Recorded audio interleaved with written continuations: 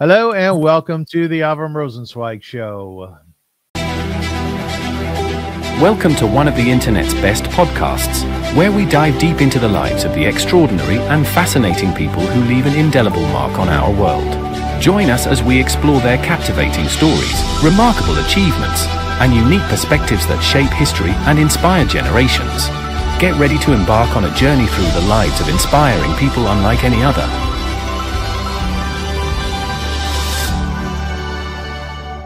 Hello, folks, and welcome to the Avrum Rosensweig Show. I'm very delighted to be here with you, and I'm extraordinarily excited to be with my dear friend and co-host, Rabbi Shlomo Gomorrah in Parsha and Prose. How are you, Rabbi? I'm very well. How are you, Avrum? Yeah, thank God I'm doing okay. You know, I have a friend who's dying, Marty Gallen, and he's very, very ill. And I'll tell you something, the process of watching him is extraordinarily difficult. I've never gone through something like this to the extent that I am. Have you watched any friends or family die? The answer is yes. The answer is yes. I met few friends. A very difficult experience. We are well prepared, when there is a simcha and we know what to do. But when there is a person who will be departing from our life, we don't know exactly how to react, and we don't know exactly what to do. And if you remember, we learned together the Ivan Illich story, which is talking about a person who knows that his days are numbered and how he takes it and how the people around him are taking it, and it is different. And life don't prepare us for something like this. We, because our own difficulty to deal with something that all of us are going to go through. I think when we have to face it, we try kind of ignoring it.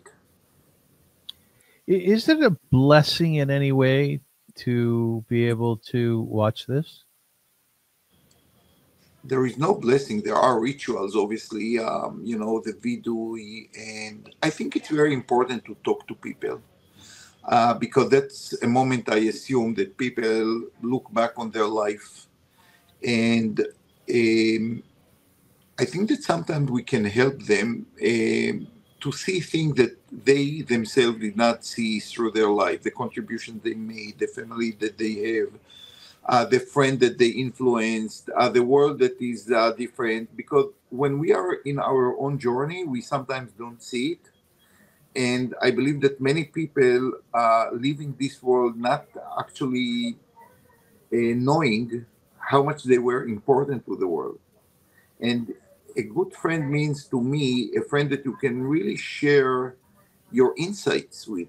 And I think if I would be in your situation, I would try to tell a person and to talk to him about his life, how he see it. And many times he might be delighted, although it's the last moments, to hear that his life were much more important than maybe he himself thought. The reason why I ask you if it's a blessing is because I was speaking with my sister Chavi, who had lost her husband many years ago. And she told me only recently that it is a blessing to miss him so much as she does, because that means that their relationship was so powerful. And I'm thinking, as I watch my friend die, I'm watching the end of a life. I've seen my son born, and that was a beautiful nes. To me, that was definitely a blessing, having the ability to see life come into our existence. And here we're watching the opposite. I'm seeing the opposite. And I ask you if it's a blessing is because perhaps God is giving me something, an insight that I wouldn't otherwise have, and things that I can learn from it. That's for sure. I think it changed our understanding of life for ourselves, for other people. And it's sad that we have to learn this lesson in such a painful way. But I think once we are going through it, maybe it's a good idea to start appreciating many things that normally we don't pay attention. Right.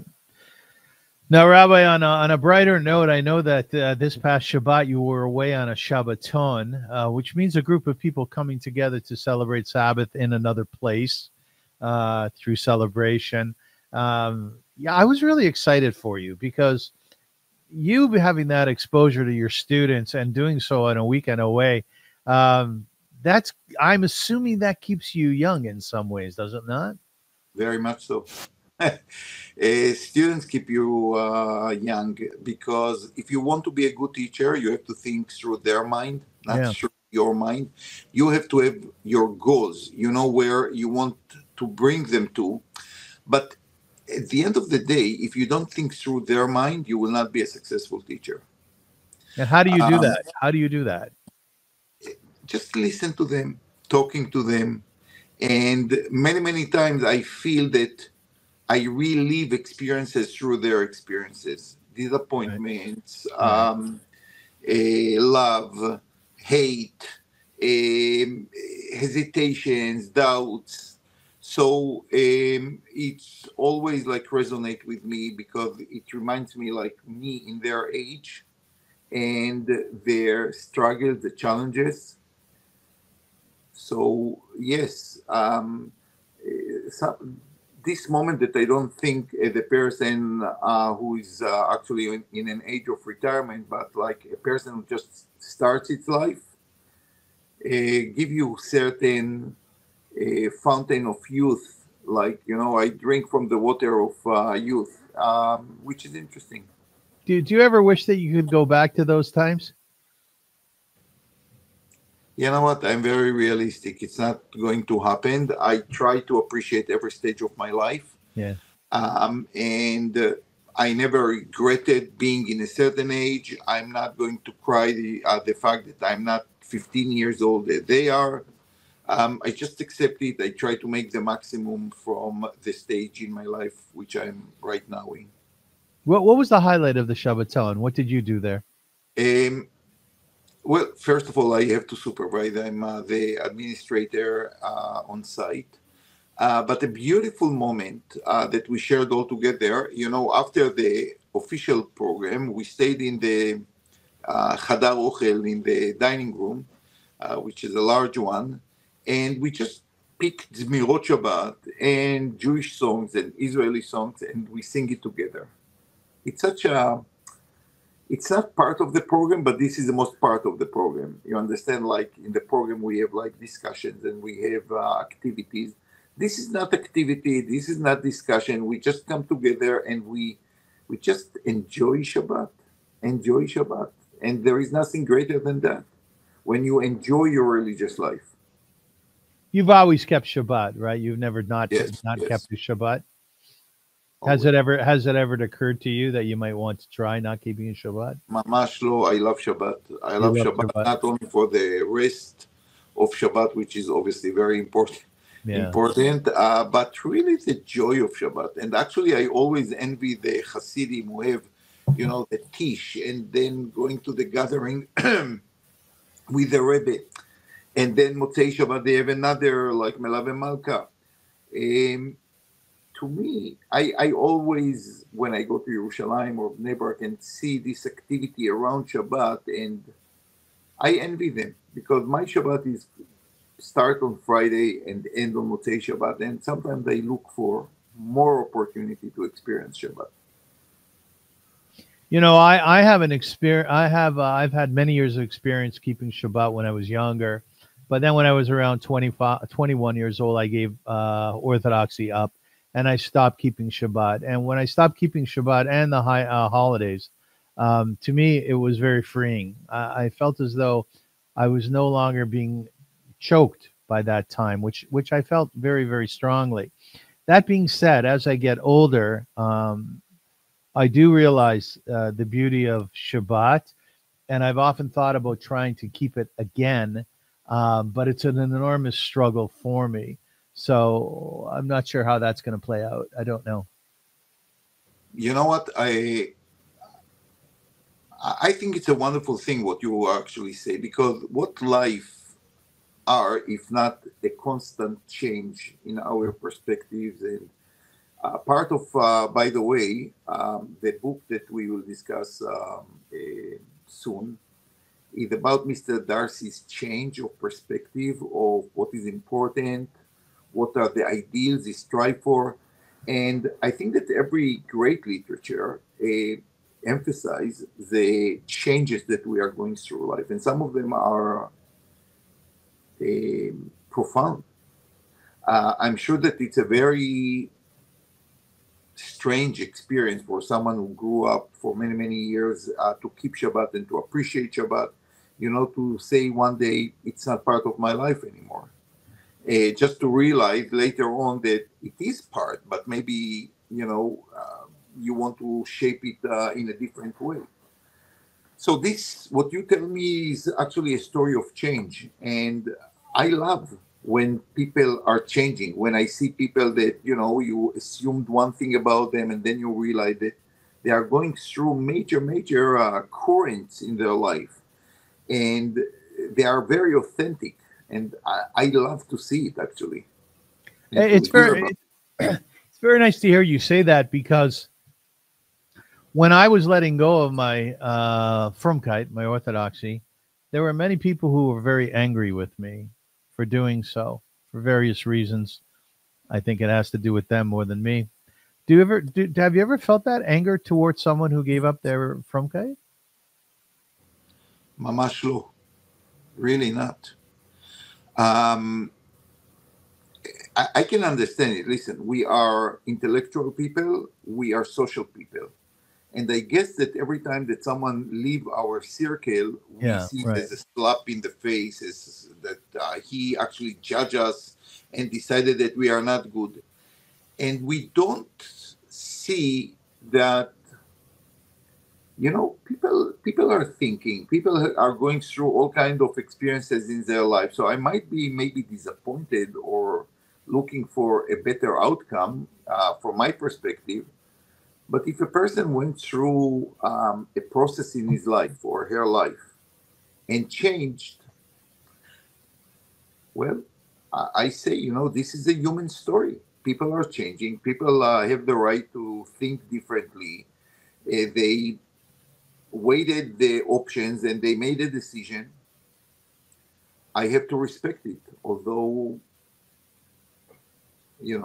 personally, I feel out of my security zone, because when someone close to us or a friend or someone that we know is going through these changes, it shake our security zone. Is it at all a challenge for you then to have me as a co-host, as a partner, somebody whose approach to Yiddishkeit Judaism diverges dramatically from your own? Are you kidding me? That's what I love about our show. Oh, okay. I love this tension and the acknowledgement of each of us that we are different. Yes. And still can talk and find many, many times a common ground, and sometimes to end the question. And I know he does not agree with me. I don't agree with him, but that's perfectly fine.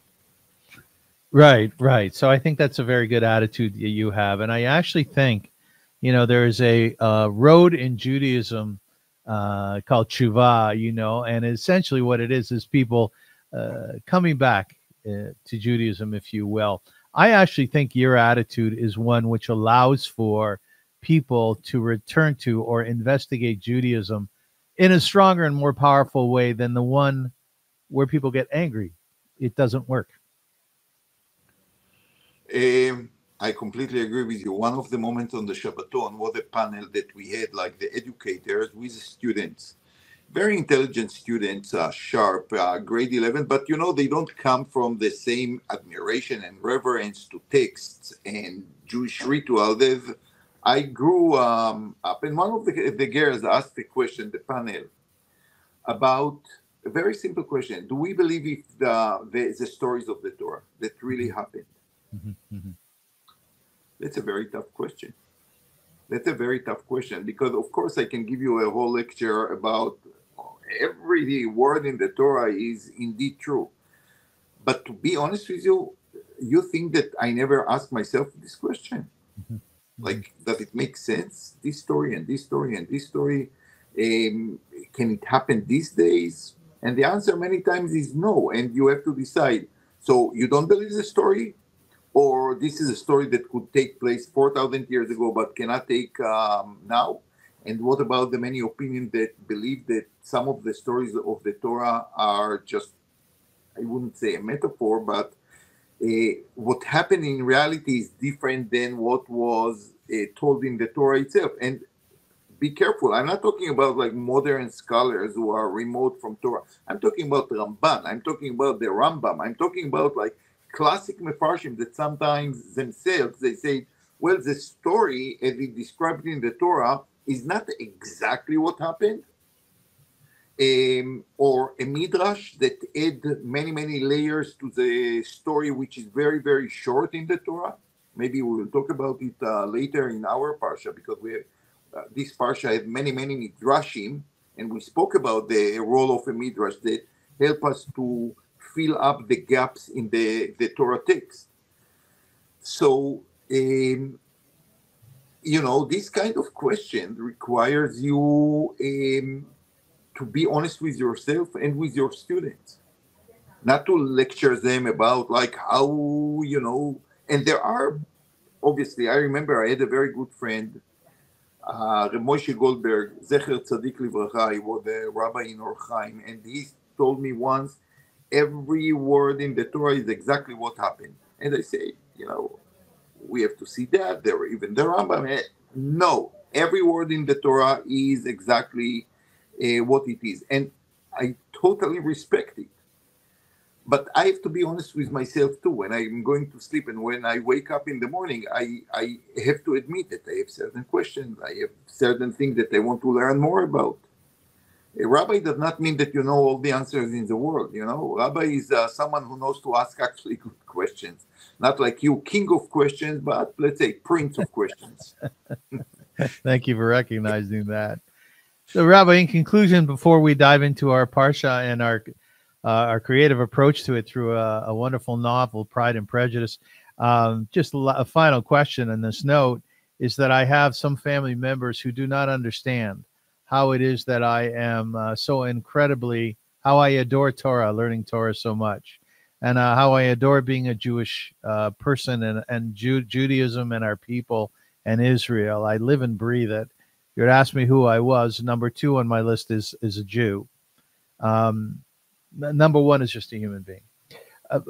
But I often try to explain myself to these individuals, and they have a difficult time, if not impossible, accepting the fact that I can love Torah so much and love learning and teaching Torah so much and not be a halachic in nature.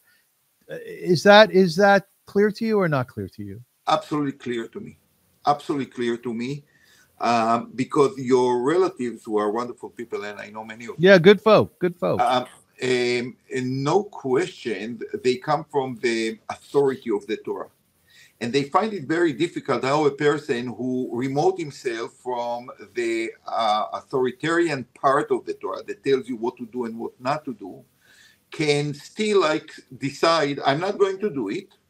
However, I still feel that I'm inspired by it as a person. It's very difficult to separate the two. So if you are not keeping the mitzvot, it means that you lack connection to Torah, which is not true, by the way, which is not true. I'm not talking about the yeshiva guys 100 years ago who went to famous yeshivot like Volozhin. Chaim Nachman Bialik, the greatest poet of Israel, he was a student in Volozhin. And when he was 17 or 18 years old, he decided it's not for him. And all his life, he continued to learn Gemara. He, the guy who put together Sefer HaAgada, like all the stories of the Talmud together, with no kippah on his head, because he thought that it's a very important treasure for every person. Do I agree with him? No. But do I accept it and appreciate it? Yes. And one of the reasons, when you offered to turn into a podcast, I said, wow, I actually want people like you who have no kasher to Torah, who see the Torah as something archaic and something which has nothing to do with their modern life. I want them to see you and how much joy and inspiration you can draw from the Torah, even if you don't keep every single mitzvah in the Torah. And I'm not disappointed with my decision. I'm not disappointed either. Thank you for saying that. If I were to ask you, Rabbi, who are you, the top three things? As I said, first I'm a human being, then I'm a Jew, and then I guess I would argue a father or an educator. Well, what are your top three? Yeah, I would say I'm a Jew. I'm like a family. I'm a Abba, Saba, a husband, for sure. And yes, I think that, throughout the years, I realized that I'm also mechanech. I'm a person who try to influence. No, this will not be true. I actually don't try to influence. That influenced, okay, in a passive way, people. I hate actually the part where you are telling others what to do and how to think. Indoctrination. This is not my style in education. I just offer people my views, the way I look in life. If they like it, good. If don't, also good. And you know what? I think quite a lot about it. When we learn a book, we know who wrote it. And immediately we can associate it to the history of the book, to the people who wrote the book, their experiences. Think about the greatest book of all, the Bible. And you start with the word, Bereshit bara Elokim et hashamayim ve'et haaretz. And I want to ask you, who wrote this book? Who is the author of this book? Because many people would expect, if you just see the first pasuk, Bereshit bara Elokim et hashamayim ve'et haaretz, I would say, if I'm God and I wrote the book, I would say, I am the God who created heaven and earth. Why it says like a third person is sitting there and say, I want you, the reader, to know that there was a certain point that God created the heaven and earth. If it's a book of God, why he does not present himself on the first pasuk and tell us who is the author of this book? And I think the answer is what I said before. Even God himself wants us to read it from a very natural point and to decide if it's good for us or not. Mm-hmm, mm-hmm. Read the stories, read what's going on, because I want you to be the person who decide, I want to be part of this story, I want to learn more about the story, or not. So there is an option here when we start reading the Torah that is in the way the author present himself to us. He doesn't say Anochi Hashem Elokecha like he did in Matan Torah. I am your God. I'm the authority here. You have to listen to me. He tells us a story from a third party person. Okay, maybe it's Moshe Rabbeinu. Maybe it's an imaginary figure that is telling us, Bereshit bara Elokim et hashamayim ve'et haaretz, at the beginning God created, but does not come from a very, not come from the place of authority. And I think it's very important about the relationship between Torah and human beings.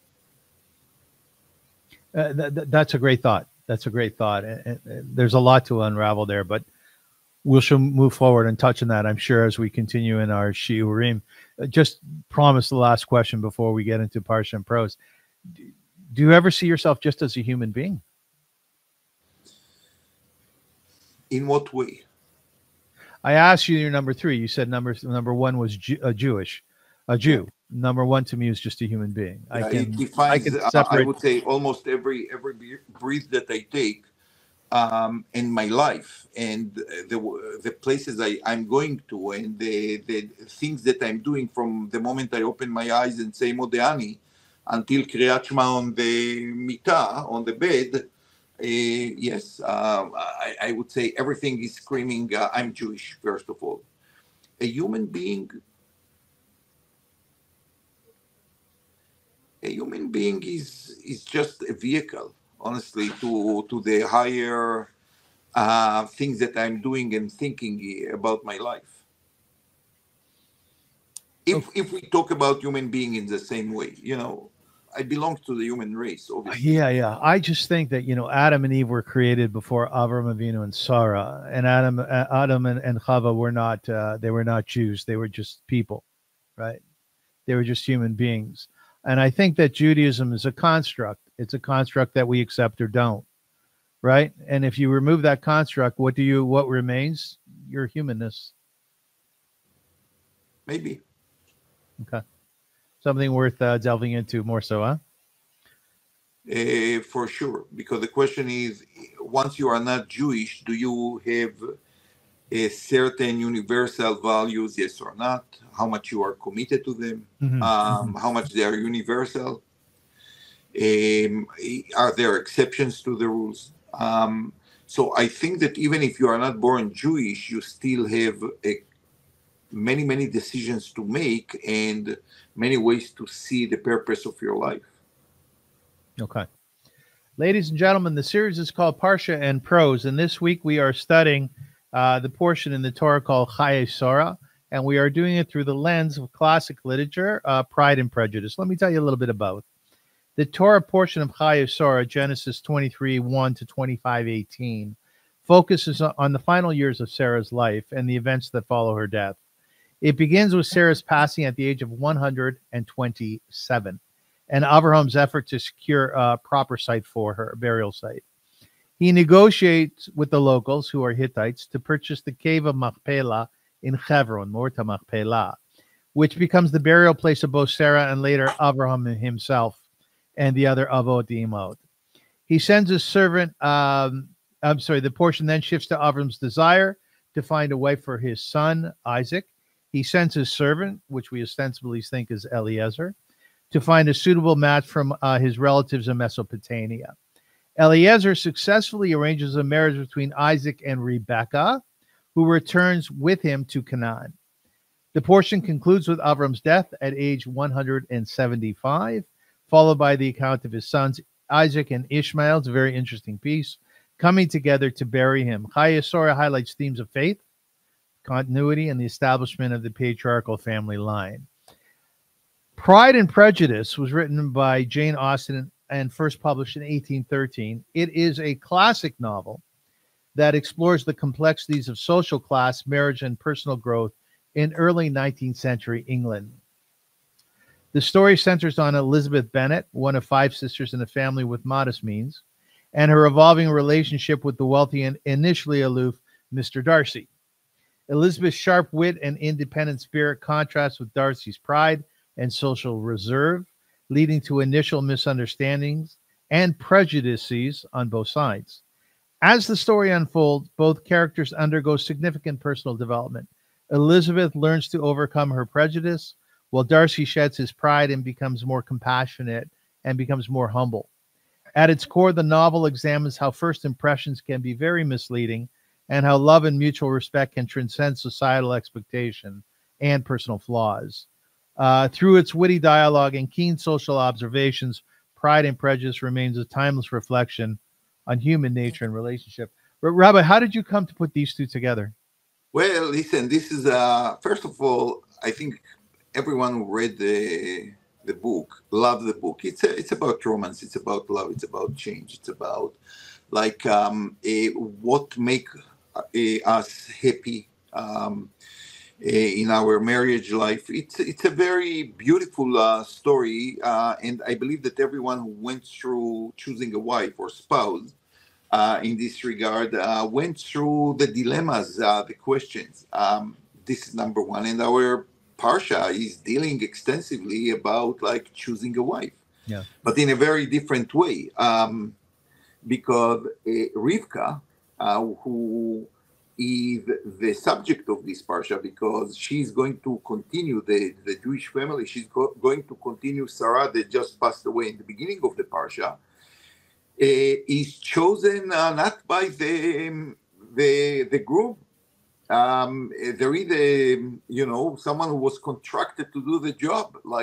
you normally hire a plumber or electrician to do something, and here a person was hired to find a wife to your son. So I thought that there are many common themes here. The theme of who's supposed to be your wife, how you choose your wife. This was the main draw to the book. Is it so important for the Torah to include it? Who is your wife? How to choose her? I guess yes. In last week's parsha, we saw why God chose Abram from all people, and there were righteous people. The children of Noah were still alive. Why God chose Abram? And actually, the Torah itself is telling us, "Leman yedati," because I know that he himself. But here comes the word, "Asher yetzaveh et banav acharav." לשמור דרך צדקה ומשפט. He's going to instill the values of justice, charity, and law and order to his children. So here came the first revolution, that values are not only your values, but there are values, divine values, that you feel committed to transmit to the next generation. And Abraham was the first one to show that he cares not only about his righteousness, but made sure that he sets the standards for generations to come. Mm-hmm. And the reality is that the only one who can guarantee the continuation, the transmission, is not you. You can come with the leadership, with the ideas, but if your wife is not going to maintain and to educate and to pour her heart and mind to the next generation, with big words, you are not going to be successful. And it was crucial, especially when we establish the foundation of the Jewish family, that the first wife to marry the first Jewish child is going to be someone who is capable to transmit these values to the next generation. How does that work? How does the wife stand behind the Jewish man? How does that actually work? Simply because usually, at least traditionally, the wife was the one staying at home, raising her kids, and her values were actually from the first moment a child was born, her values set the standards to the next generation. And that happens in your life? Must tell us in little details everything about the first wife of the Jewish child. Are you a romantic? In what way? Do you romantic? Yeah, but not, let's say, a kind of Fiddler on the Roof. What love has to do with all of this? Listen, Jewish life are mostly about commitment. Every couple is going through ups and downs. At the end of the day, I think what is important in Jewish family life is the commitment. And obviously, once you stand to your commitment, love has its place. But unfortunately, in my life, I saw many, many couples who loved each other and eventually could not team together.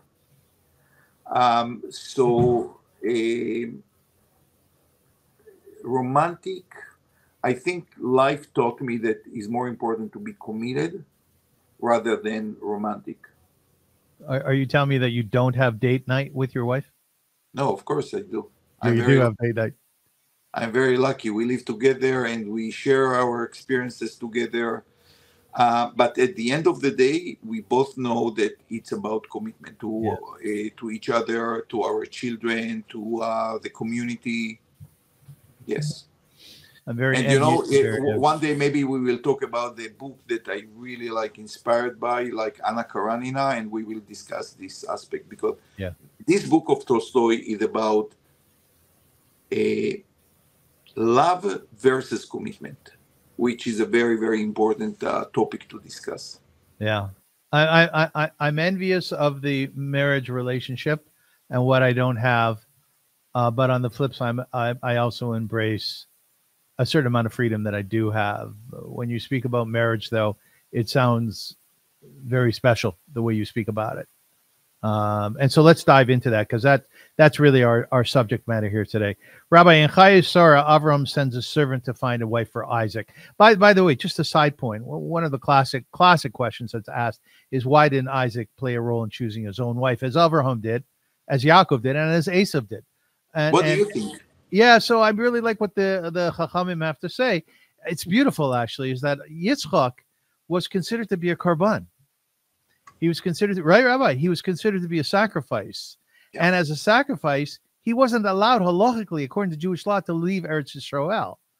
And I thought the beauty of that, in terms of, to me, an understanding of he being a korban, is that he was a very holy person in a very particular way. I'm not sure what a comparison of that would be in life. We often call the survivors of the Holocaust, or those who died, we call them kadoshim. We call them holy in nature. Is that a similarity? I don't know. But what's your take on all this?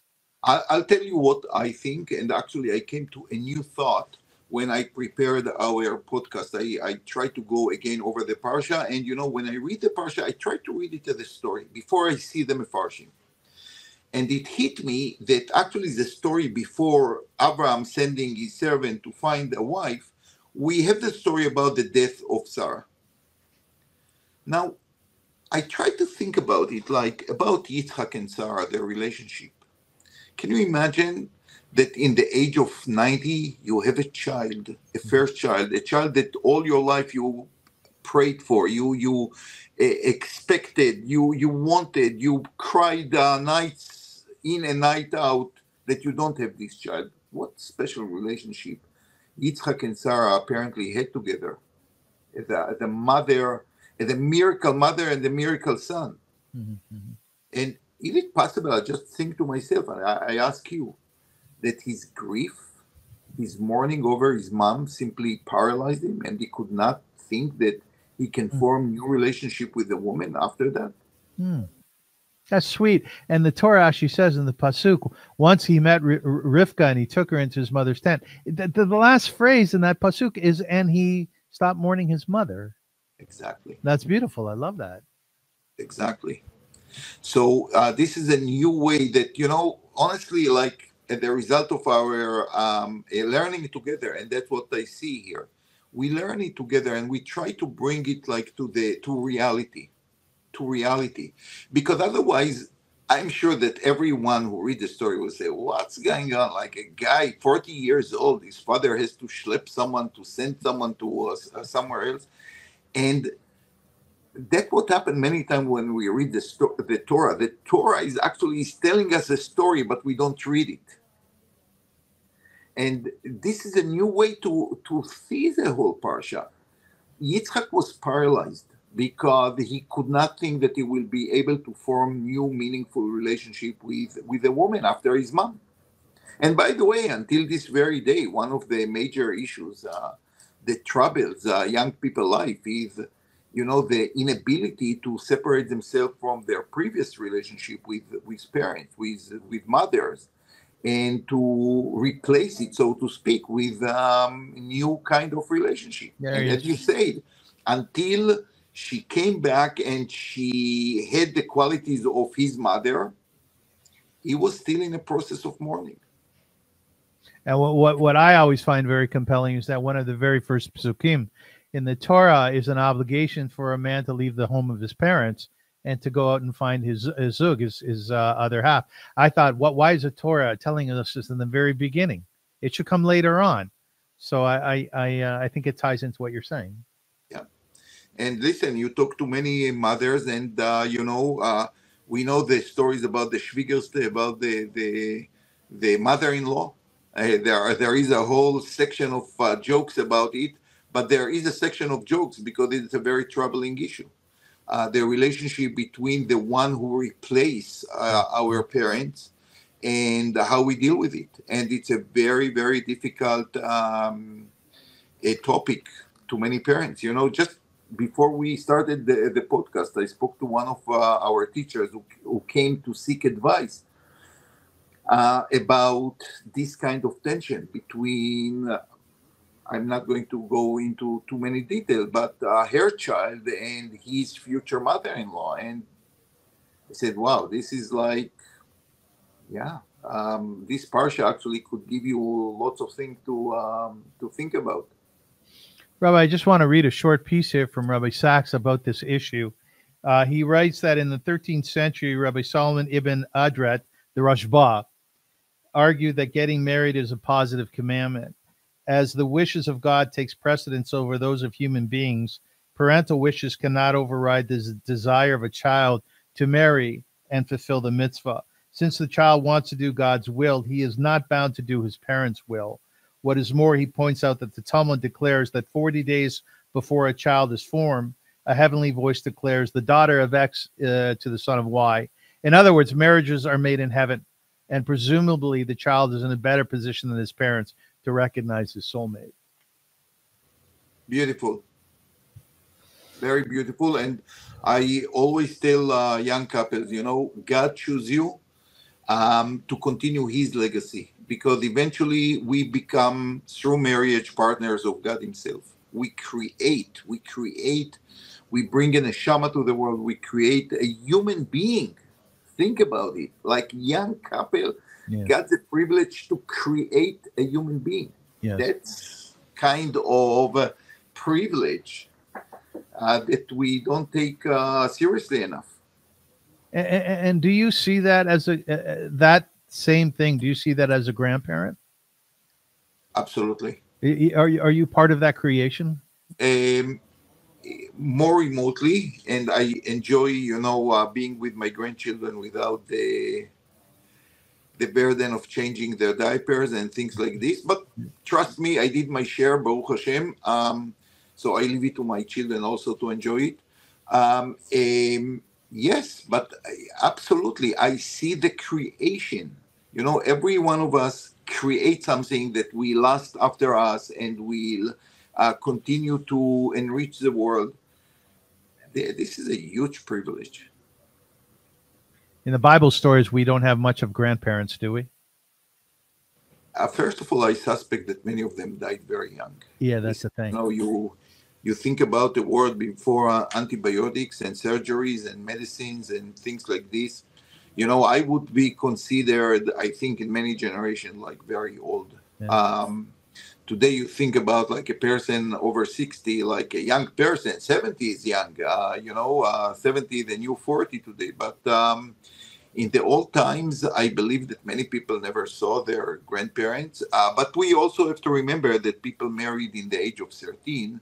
So their grandparents were in their, mid 30s, end of 30s. But I'm pretty sure that a major amount of people did not cross the 50s. Take even America, like 150 years ago. I don't have the details in front of me, but I'm sure that you can find that it was something around. Right. What I was more saying is, amongst the Avot Imaot, you don't see the relationship of the grandparents, do you?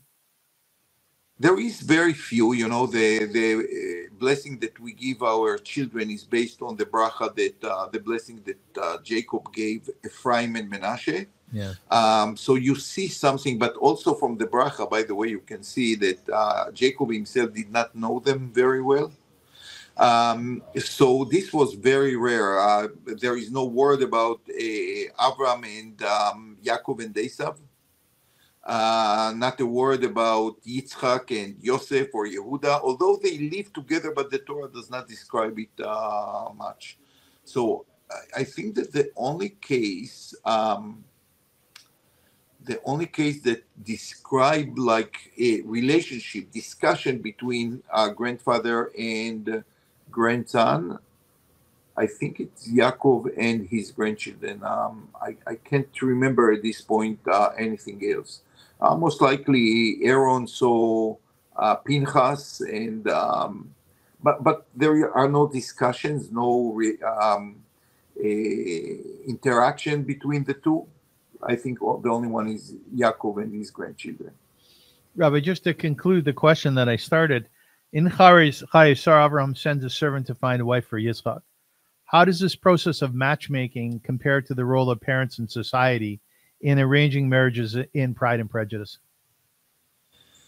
Well, the mother of the Bennets, she really think about like their security, especially the financial security. The story is talking about a situation where they are not going to inherit the estate of their fathers because the laws were different. The inheritance was supposed to go to male, not to female. So her main concern is indeed to make sure that Elizabeth or Jane, the whole 5 girls are going to do well in life. That's the main concern. Obviously, that's not the concern in our Parsha. The concern is one, that they will be able to establish the first Jewish family. And it's very, very different. So, by the way, money was not the problem because Avram was extremely rich, and he, according to our sages, he sent a document, apparently signed by a lawyer, that everything that he had is going to be transmitted to Yitzchak, so he's going to be extremely wealthy as well. So money was not part of the issue, but the Torah is telling us that one issue was important, and this is like the character of the girl that Yitzchak is going to marry. At least in the eyes of the servant, because we have to pay attention to something very interesting that I wanted to discuss. Avram did not say a word about kindness, about going out of the way. Mm-hmm. He just had one request. You cannot marry my son, someone from here. You have to bring her from the place I came from. He did not characterize the hair. He did not say a word about what she's supposed to look like or to be like. All this was made by the servant of Avram, not Avram himself, which is very, very interesting. Which lead me to a very simple question. Like, you were sent to a mission to find a girl from the family of Avram to Yitzchak. What a chutzpah you have to start making all kinds of conditions. She has to ask me if I want to drink, and then to water my camels as well. You were not asked to do all this. You are trying actually maybe to harm the whole process. Who told you to make all these conditions and negotiations with God in order to find the right girl? I think indeed, in the eyes of Avram, there was one important thing. He wanted someone that will go through his experience, namely leaving everything behind in order to accept new lifestyle. And he sent someone to Haran, the place that he came from. And what does he say to his servant? Ki im el artzi ve'el moladeti telech. You are going to go to my country and to the place where I born. Now, do you remember this word from before? Mm-hmm. Yes. Lech lecha me'artzecha mimoladetcha mibeit avicha. For Avram, I think he wanted the next generation to go through his experience because he knew how difficult it is. And only when you stand a test like this, that you are willing to go to a place that you don't know, people that you don't know, family that you don't know, if you pass this test, you are going to do well. And this was from the perspective of Avram. He didn't know her name yet, Rivka, but he wanted his son's wife to go through the same experience he went through. This will prove that she is capable to be the first Jewish mother and to replace Sarah. For the servant of Avram, that we call him Eliezer, although the Torah in our Parsha never mentioned this name, she just described him as the servant of Avram. He had a different idea. Maybe because he never went through this test of Avram, he grew in the house of Avram. He knew what are the values of Avram. And he believed that only someone that possessed the same kindness and the same care that he saw in the house of Avram will be able to replace Sarah. He saw how Avram is welcoming guests. He saw Avram cares about even the people of Sodom. He saw what was the house of Avram. And he, from his perspective, thought that the most important thing is a girl that is going to be like Sarah and like Avram. So they come with slightly different perspective on what is important. And thank God, eventually Avram was successful because she left everything behind her. And Eliezer, or the servant of Avram, was also right because she was unbelievable kind person. And this was the important thing, not the money, not the wealth, not the status, which plays a major role in Pride and Prejudice. So this was different. But the care of parents to their children, I would say, is something that comes very clearly from both stories. We care that our children will be happy and will marry the right person. Yeah. Again, very, very interesting point, because it does answer the question of why one condition was set out by Avraham. That condition was very simple and very difficult to understand, which is just make sure she's from out of town, not from here. Yeah, exactly. Yeah. But it was not about being out of town. I think it was about, I want to see her sincerity. And the test of Avram that proved God that he is the right person to bring the divine ideal to the world was his ability to leave everything behind it. And this is a terrible, terrible test. It's not a simple test. And once Avram knew that his future daughter-in-law can do the same, only then he was sure that she's the right person. It also speaks very much to Avram Avinu's trust in his Eved. Yeah, would you trust someone to find a nice girl to your son? First of all, I don't think that my children would. Usually they put me just, here is our girl, here is our chatan. Give them your bracha, which I did, of course. But I find it very difficult to think that I would like, I have one child that is not married yet. I would love to find like a nice girl, and I see many of them, and to bring him home and to say, hey, that's your wife. But it's not happening, right?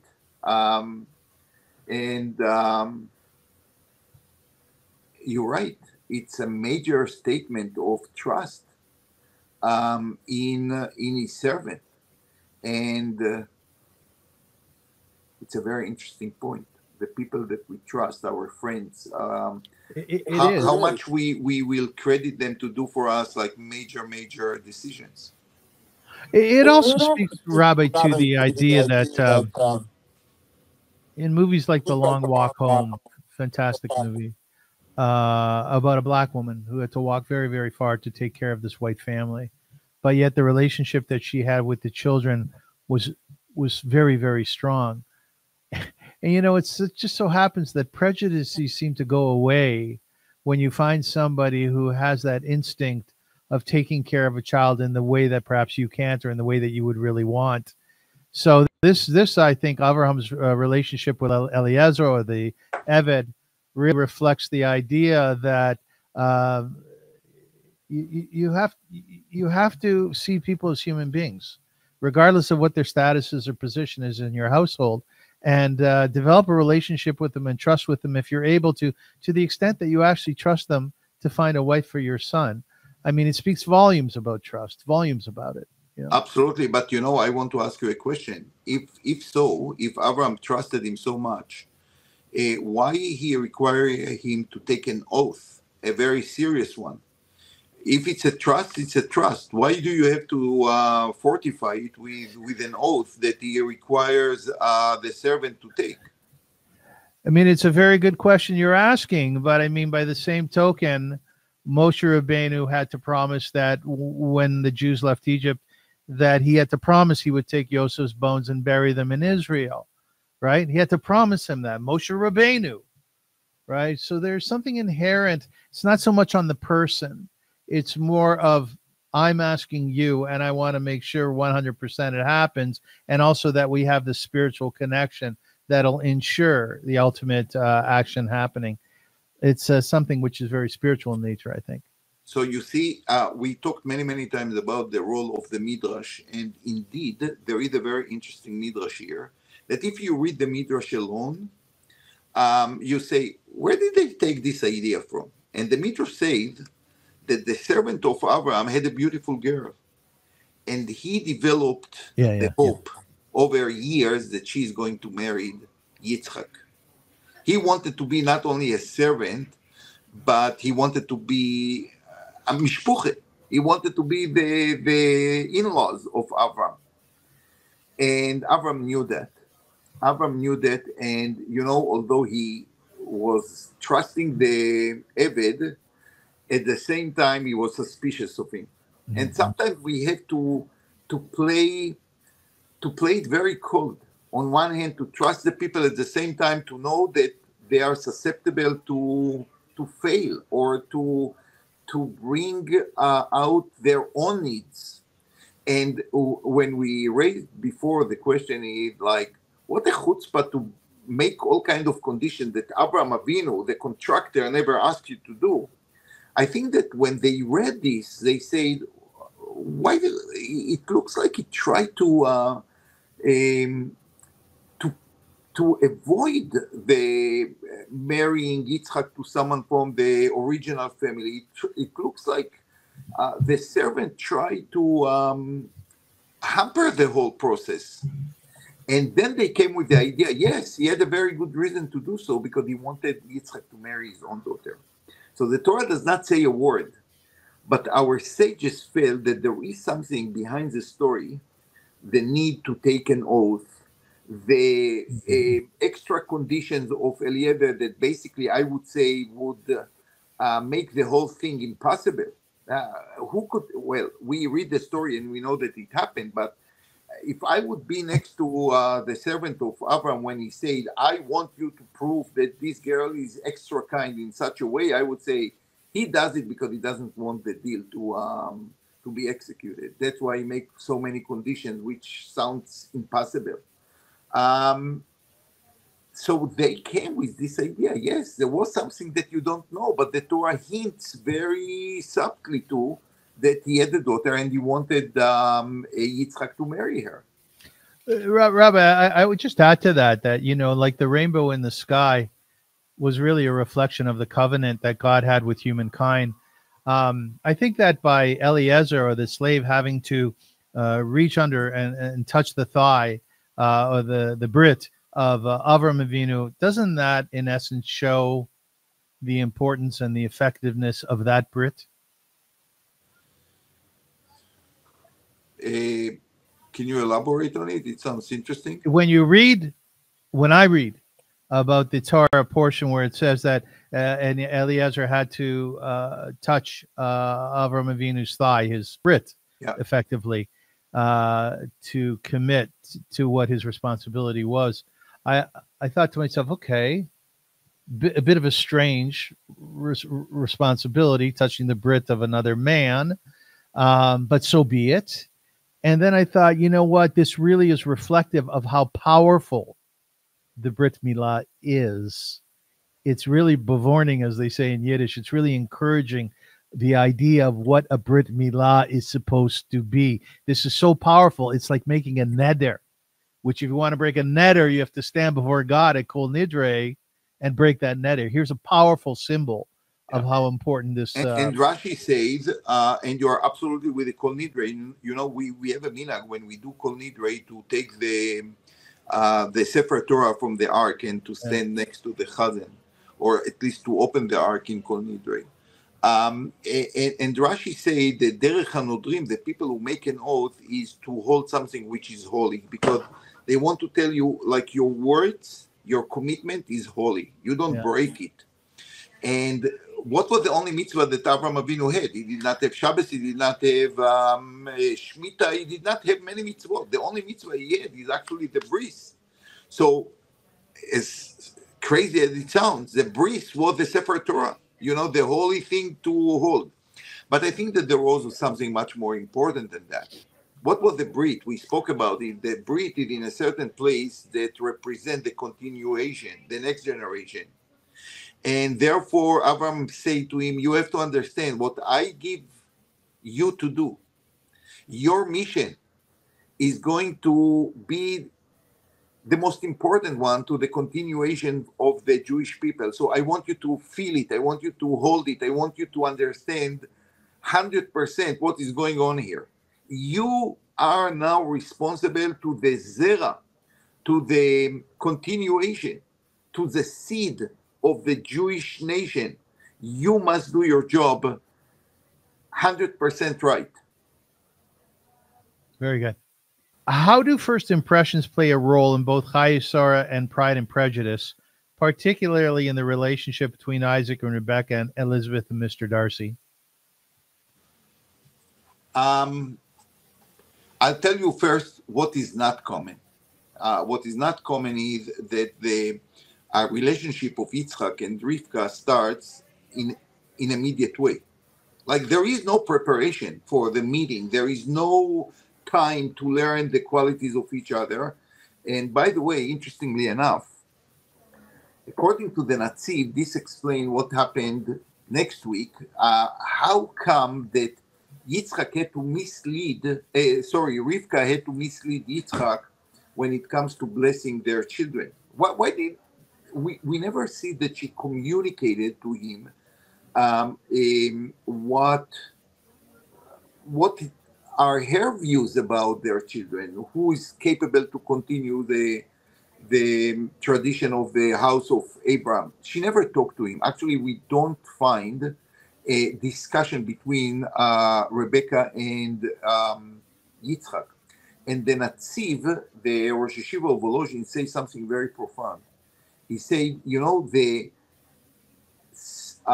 suddenness, the meeting was so shocking to Rivka that from this moment on, she revered him so much, she could not talk to him like me and you are talking to each other or disagree with each other. It was such a bomb on her head and on his head that it formed their relationship for the future as people who has some distance between them. Because when you marry someone, you want to know him, you want to learn about how you can bring yourself closer to her or to him. And this never happened in the relationship between Yitzchak and Rivka. They were formed in an instant which, as the Netziv suggests, prevented them from a good, healthy communication in the future. Very interesting point. What we see in Pride and Prejudice is a relationship that's growing over time, and not only growing but changing. The way she see Mr. Darcy, the change from an arrogant person to a person who is a unique one and kind and generous is happening over time. So it's a very different model of knowing someone and marrying someone. Rabbi, in Chayei Sarah, Avram negotiates for the burial site of Sarah. How does this act of negotiation compare to his social expectations and negotiations involved in marriage proposal in Pride and Prejudice? Well, listen, first of all, it's very, very interesting to speak a little bit about the negotiations of Avram, who was a fantastic lawyer. We could give a shiur to lawyers about the negotiation techniques that we read in the beginning of the Parsha. This is not for now, but I would say one thing. In the Bible, we have 3 places where actually it says that were purchased for money. Although God promised the entire land to Avram, one of the tests was after promising the whole land is yours, for a little few squares, meter squares, he had to pay enormous amount of money. And this was the first place. The second place was Shechem, which is Nablus today. When Yaakov Avinu came back, he bought like a certain place so he can establish himself on it. And the third one was when King David bought Goren Arvana, a Yebusi. He bought a place to build the temple later on it. Now, why they paid money, although it actually legally would belong to them by the promise of God, it said that they wanted to make sure that no one in the world, even if they are going to dispute over other parts of Israel, these places, with no question, there is a documentation of the deal that was done on these places. And you know, our sages were very naive. They thought that indeed, because it's written in the Torah, these places are not going to be disputed. If they would run into the 21st century, that they would see that these places are the most disputed of all. Hebron, Jerusalem, and the third one is Nablus, the area of Shomron. So it's interesting how you try to do one thing, but at the end of the day, the reality is very, very different. This is number one. Well, regarding the negotiation itself, life are one long negotiation about our social place, about our attitude towards others, which is well expressed in Pride and Prejudice. You know, in order to move on, in order to marry the right person, you have to negotiate it.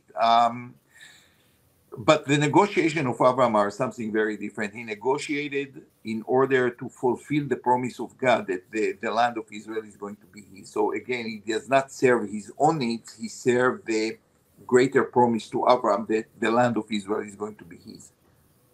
Well, was there something in the behavior of the negotiatees, the people whom he was negotiating with, which we learned from? What do we take away from how they dealt with Avram Avinu, Ephron? I would say the first thing, they show him great respect, but at the end of the day, they don't want to give him the field. They saw him as a stranger, no matter what. Yeah. And I'm sure that Avram was very nice to him, and from the honor they bestow upon him, you can see that he was revered and admired by the people. But at the end of the day, he was a foreigner. And many, many times I think about ourselves, you know, even when the nations respecting us and so on, you could see what happened in the last year. Many of them perceive us as a product of colonialism, which is complete lie, obviously, and strangers in a land that does not belong to us. So this, in a great way, you can see the people of Hebron as the people of today. And yes, they have like respect to the Jewish people in the best case scenario, but still they don't see them as the masters of the land of Israel. They don't have the full right to have the land of Israel, if you just want to connect the old story to the new one. I think, too, that there are halachos, and tell me if I'm correct, that come out of this whole Parsha, this sugya within the Parsha about Abraham negotiating. As an example, I think that in order for a Jew to be buried in a plot, that plot has to be owned by a Jew and not by a non-Jew. Am I correct? Very true. Very true. So there's halachot that come out of these stories. Absolutely. You know, the fact that we marry a woman today, we wed her by giving her a ring, which is something that worth money.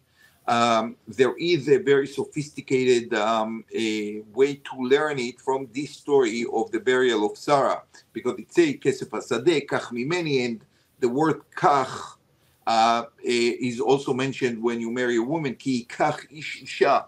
And from here, our sages learned that the legal way of committing yourself to a woman and the woman commit herself to you is done through exchange of something which value, something which is has monetary value, like a ring.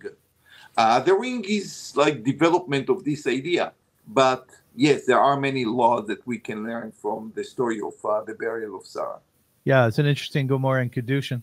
Yeah, you're right, and this is very interesting that you learn something from the death of Sarah, the end of the marriage, to establish the new marriage, which shows you the cycle here. Right, very good.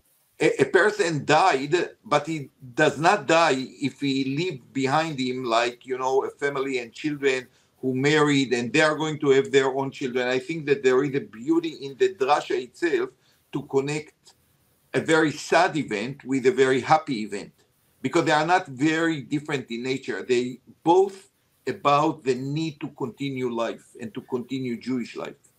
That's very good. And that kind of speaks to what I was saying before about watching my friend dying. Is there a bracha in that? And there is some happiness that comes out of it too, because of who he is as a human being. But Rabbi, just in conclusion, just a couple of interesting points here. We're talking a lot about marriage ritual in those times, how it applies to today. In Hindu weddings in India, one of the key rituals in traditional Hindu weddings is the Saptabadi, or the 7 steps. The couple circles a sacred fire 7 times, each step symbolizing a specific vow, such as a promise of loyalty, love, and spiritual growth. In Scotland, there's a ritual called knot tying, K-N-O-T. In Scottish tradition, the couple may perform a hand fasting ceremony where the hands are tied together with a ribbon or a cord to symbolize their union. This ritual dates back to ancient Celtic customs and signifies the couple's commitment to one another. So there's 2 interesting points. I would like to conclude, Rabbi, with your permission, with a prayer for the hostages. God of Israel, beneficent sovereign of all creation, enable us now to have true faith and to pray and to call out to you with plea after plea, so that our cry might rise to the very gates of mercy, to mercy itself. And all reality shall be turned around, so that relief, rescue, and life may be the lot of these young men and women. Act on their behalf, God. Take up their cause without delay, and may you grant them life and blessing forevermore. So may it be your will, and let us all say amen. Amen. Rabbi, any concluding words? I think what we learned from Chayei Sarah is the need to continue. We have a great responsibility. No sad events will stop us from our mission. I wish your friend refuah shlema, and for all the people who need our tefillot and thoughts. But we have to remember all the time, we have a mission. We have a mission to accomplish. Let's ask Hashem to give us the power and the ability to fulfill them. I want to conclude by saying that I think one of the things that we take away from the Parsha is who to hang out with, who is going to have a positive influence on our life, or perhaps a negative one. There is a midrash of which the rabbi alluded to about the idea that Avram Avinu had a document, a shtar, with his son Yitzchak, that essentially he would receive all of his wealth, which means his predominant aspects of his estate. But also he had children with Keturah. It was his concubine. And the midrash says that he gave them gifts and then he sent them away. And I thought to myself, this is very similar to Sarah sending away Hagar with Ishmael, right? And what can we take from that? That it's really, really important with the development of community, the development of hanging around with people who have similar values as you do. And the idea that if they don't, you have to make sure to distance yourself from those individuals who do not want your well-being. And I think that's reflective in these parshiot. Any thoughts on that, Rabbi? It's a very interesting point.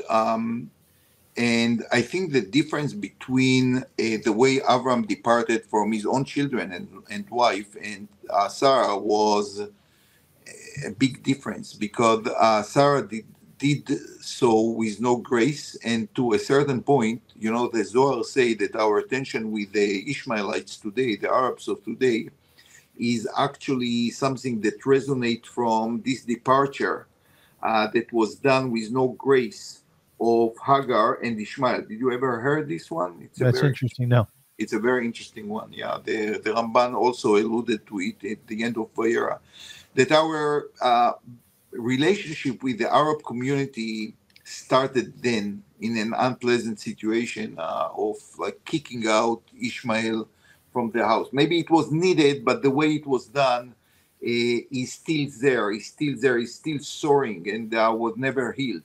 Interesting opinion. And on the contrary, when Avram sinned, he gave the matanot and he end the relationship in a nice way.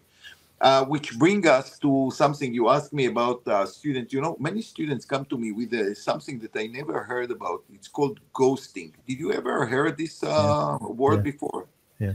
People who don't know how to end a relationship, and they, in one moment, they ignore friendship and relationship that were created. And I would say this is one of the issues that troubles young people more than anything else, like the blow in your face, like the slap to your face, that someone that you thought had relationship with you one day just ignore you. You are not exist. And I think it's beautiful that although Abraham realized that in order to build a community, the Torah and their children has to be outside this community, he does it with grace. He gives them matanot. He apparently sent them to a place that he created some diplomatic ties with. So it's something to learn from. Not only about building relationship, but how to end relationship. I want to thank everybody for watching and for being part of this. We're very, very grateful. And we look forward to continuing with Parsha and Prose in the coming weeks and months. One of the things that we still have to do is we didn't do Parshat Bereshit this year because of holiday scheduling reasons, but we're still committed to doing it. If you have any questions about Parsha and Prose, please feel free to email me at avram.rosensweig@gmail.com or to Rabbi Shlomo Gemara, and you can see his email at the bottom of the screen. We look forward to being with you once again next week. I'm Yisrael Chai. Be proud to be a Jew, and Yishkoch, Rabbi. It was a wonderful share, wonderful class. Thank you. Nice job.